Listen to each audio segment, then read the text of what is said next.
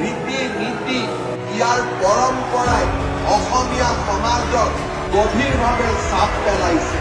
অসমৰ প্ৰতিজন জনপ্ৰিয় গায়কে তেওঁলোকৰ গীত ৰচনা কৰোঁতে মিচিং সমাজৰ ভাষা, মিচিং সমাজৰ পৰম্পৰা, মিচিং সমাজৰ লোককৃষ্টি আৰু লোক সংস্কৃতিক কেন্দ্ৰীয় চৰিত্ৰ হিচাপে আগবঢ়াই লৈ অহা আমি সকলোৱে প্ৰত্যক্ষ কৰিছো।